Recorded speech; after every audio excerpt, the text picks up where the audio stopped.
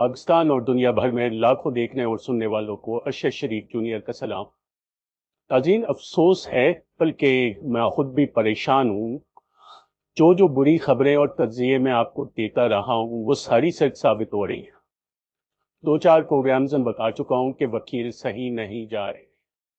یہ وکالت نہیں، سیاست، وہ بھی اپنی سیاست اور اپنی الیکشن کیمپین خان کے کاندھے پر بندوق رکھ کے کر رہے ہیں۔ اور پی ٹی آئی کا سوشل میڈیا درست طور پر قاضی کے خلاف تو لگا ہے، لیکن اس کمپین میں میرے خیال میں نادانستگی میں وہ پی ٹی آئی کے ورکرز سے وکیلوں کی ناقابل معافی کوتاہیوں کو کور کر رہا ہے۔ اور افسوس یہ ہے کہ یہ بات روز سچ ثابت ہوتی ہے، اور اب پی ٹی آئی کے سوشل میڈیا کے بڑوں نے بھی دیر سے صحیح لیکن اس پر بات کرنی شروع کر دی ہے، اس پر نظر رکھنی ہے۔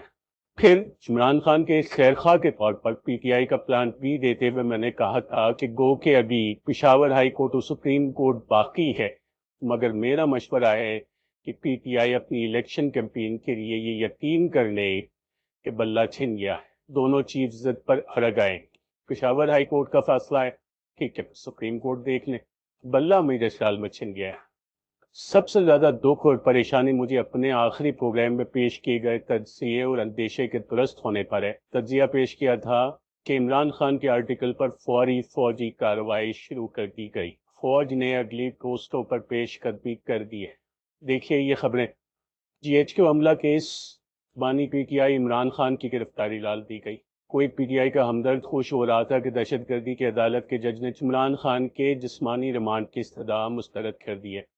جج نے جسمانی ریمانڈ یعنی تفتیش جیل میں ہی کرنے کو کہا ہے، اور یہ یاد رہے کہ یہ وہ کیسز ہیں جو ملٹری کورٹ کو جا سکتے ہیں، 10 کیسز ہیں، اور یہ وہ کیسز ہیں جو ملٹری کورٹ کو جا سکتے ہیں، جن پر پہلے ہی سپریم کورٹ این او سی بھی دے چکی ہے، حسان نیازی کا ٹرائل بھی کیا جا چکا ہے۔ یہ خطرناک اور بہت تشویشناک معاملہ ہے۔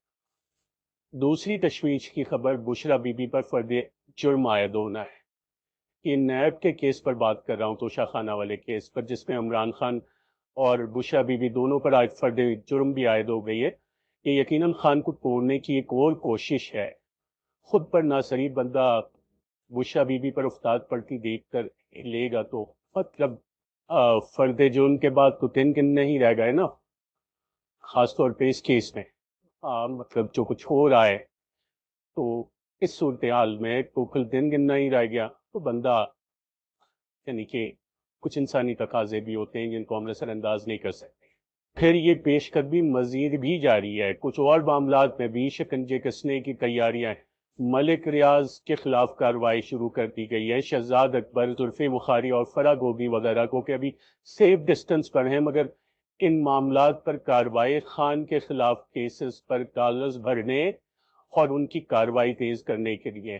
میں نے پچھلے پروگرام میں بھی خان کے آرٹیکل کی اصل تکلیف جو فوج کو ہے وہ آپ کو بتائی تھی۔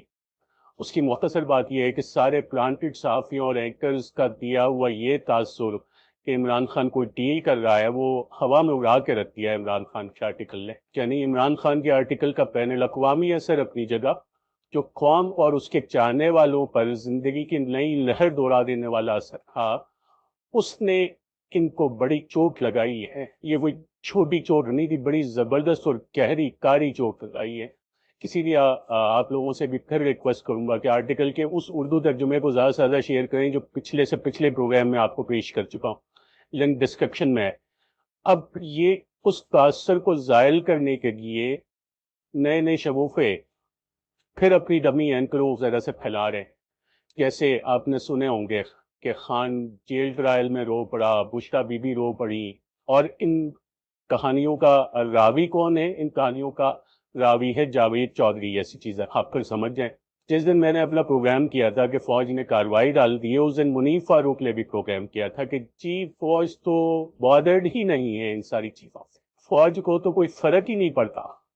نظر آ گیا آپ کو کتنے ان بارڈرڈ ہیں یہ بود والے سر۔ اب بدقسمتی سے میں پھر دوہرا رہا ہوں کہ بلہ نہیں ملنے کا، اللہ کرے میں غلط ہو جاؤں اور بلہ مل جائے، پی ٹی آئی کے لیے الیکشن کافی آسان ہو جائیں گی، کیونکہ یقیناً گو کہ میں پلان بی میں بتا چکا ہوں کہ بلے کے بظاہر کیسے کیمپین کی جا سکتی ہے، لیکن پھر بھی اگر بلہ مل جائے تو بلے بلے ہو جائے گی۔ لیکن افسوس ہی ہے، میرا تجزیہ یہ ہے کہ ملے گا نہیں۔ لیکن وکیلوں کی تیاری پوری ہو۔ لطیف کھو صاحب کل صرف براہ راست ٹرانسمیشن کو الیکشن گمکس کے لیے استعمال کر رہا تھا۔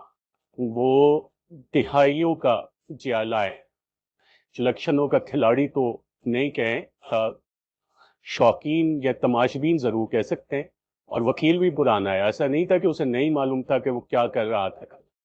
وہ کل سپریم کورٹ میں قاضی کے ہاتھوں میں پھنسنے کے بعد خان کے کندھے پہ بندوق رکھ کر اپنی الیکشن کی چوڑیاں مہک رہا تھا۔ پی ٹی آئی والے نظر رکھیں، قاضی کے خلاف جذبات پہ ان سنگین معاملات کو سوشل میڈیا والے کور نہ دیں، یہ بڑی کوتاہیاں ہیں، سنگین نتائج ہو سکتے ہیں ان کے۔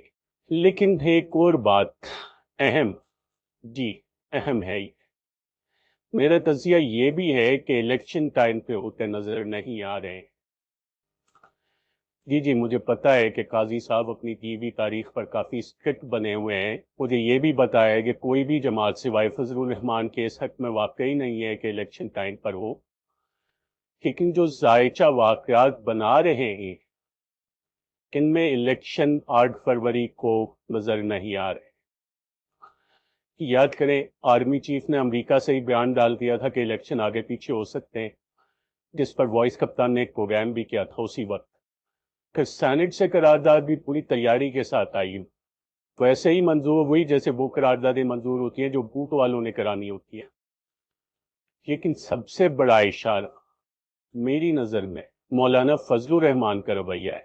لوگ باڈی لینگویج پڑھتے ہیں، میں مولانا کے پورے چال چلن میں ستاروں کی بلکہ ستارے والوں کی چال پڑھ رہا ہوں۔